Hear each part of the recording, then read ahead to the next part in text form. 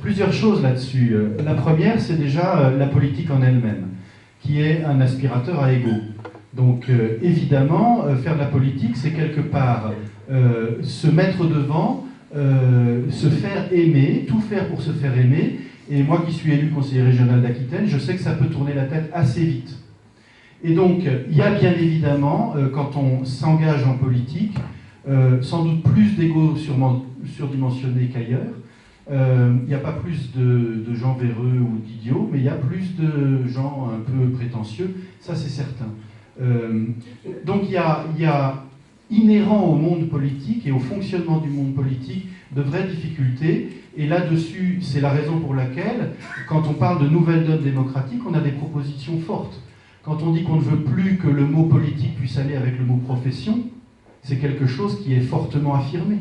Quand on parle du statut, que certaines fois on résume en disant le statut de l'élu, moi je déteste cette formule-là, parce qu'elle voudrait faire penser que encore un statut spécial pour protéger un peu plus les élus. Non, non, on devrait l'appeler le statut du citoyen, c'est-à-dire ce qui vous permet à vous de venir vous engager pendant 5 ans, 6 ans pour votre région, pour votre mairie, pour votre département, bien qu'ils existeront peut-être plus bientôt, en tant que député, de vous engager dans la vie publique pour représenter vos concitoyens, et puis de retourner avec une certaine protection. Aujourd'hui, moi j'ai une petite entreprise, quelqu'un qui a une entreprise, quand il s'engage politiquement, eh ben, il paye le prix fort. Parce que l'entreprise décroît, parce qu'on travaille moins, et le jour où il faut la reprendre, on est en vraie difficulté. Le résultat de ça, c'est quoi? C'est qu'il y a un jeu extraordinaire, on est élu à un endroit, mais directeur de cabinet de l'autre élu, etc. Et donc on a cette consanguinité qui s'organise. Et c'est la raison pour laquelle on arrive à cette oligarchie d'État dont Pierre parlait tout à l'heure. Donc on a au niveau institutionnel de vraies réformes à faire, et la réforme qu'a suivi la soi-disant affaire Cahuzac, soi-disant réforme de moralisation de la vie politique menée par Hollande, c'est une véritable joke, enfin, c'est une farce, il n'y a rien. Ça c'est la première chose. Et puis, il y a aussi nous, notre fonctionnement, à nous. Et il faut qu'on soit encore plus vigilant avec ça. Alors on ne va pas se cacher derrière notre petit doigt. Il y a eu, si on regarde, il y a eu au moins 3 partis politiques nouveaux, ou 3 élans nouveaux qui ont été créés dans les 5-6 dernières années. Ségolène Royal a tenté avec Désir d'avenir une forme de démocratie participative. Moi je fais partie des gens qui pensent a priori que les gens sont de bonne foi quand ils font des choses. Le MoDem, que je connais bien, j'y ai été, a cherché à faire un parti nouveau avec aussi une ambition démocratique. Les Verts ont choisi une ambition démocratique telle qu'ils ont échoué, eux, par excès de complexité. Donc, si tous ces gens-là qui étaient de bonne foi ont raté, c'est pas parce qu'ils voulaient, c'est pas parce que c'est des méchants, c'est parce que c'est juste très compliqué à faire. Et donc, c'est la raison pour laquelle, quand on a créé Nouvelle Donne, on s'est dit plusieurs choses. Petit 1, on n'est pas capable de se mettre d'accord sur un programme complet de société. On avait 20 propositions, mais ce n'est pas un programme de société complet.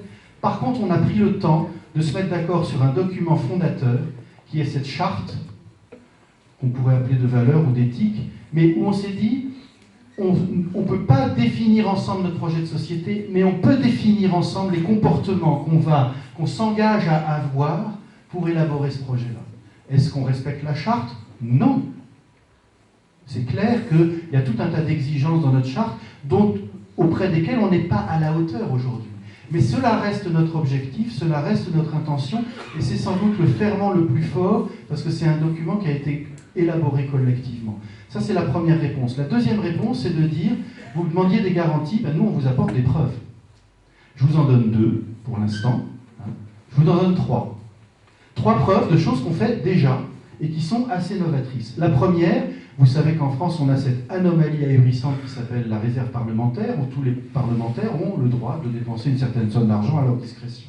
On a une députée qui est Isabelle Attard. Isabelle Attard, tant qu'on a la réserve parlementaire, évidemment, elle en dispose. Un jour, il faudra la supprimer.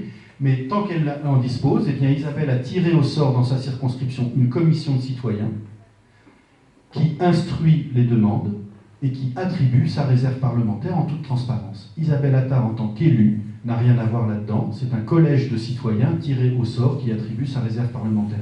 Et ça, c'est pas une promesse, c'est une preuve, c'est un truc qu'on fait déjà.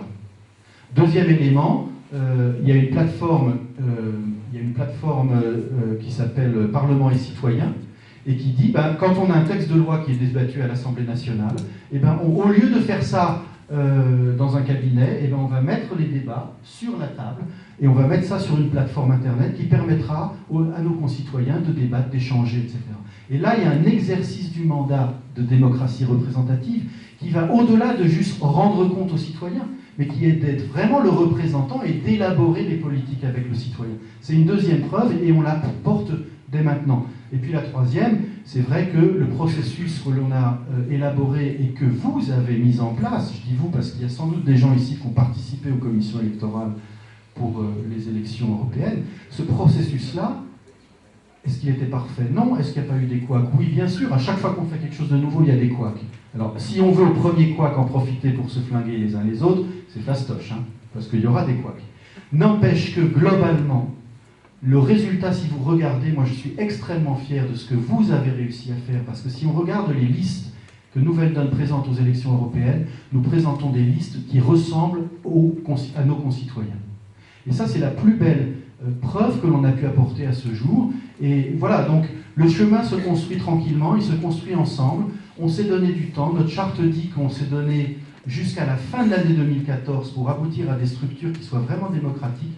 La démocratie, c'est pas la pyramide inversée où c'est le plus grand nombre qui a raison. C'est pas forcément comme ça que ça se passe. Il faut qu'on invente des modes plus intelligents d'échange et de coopération.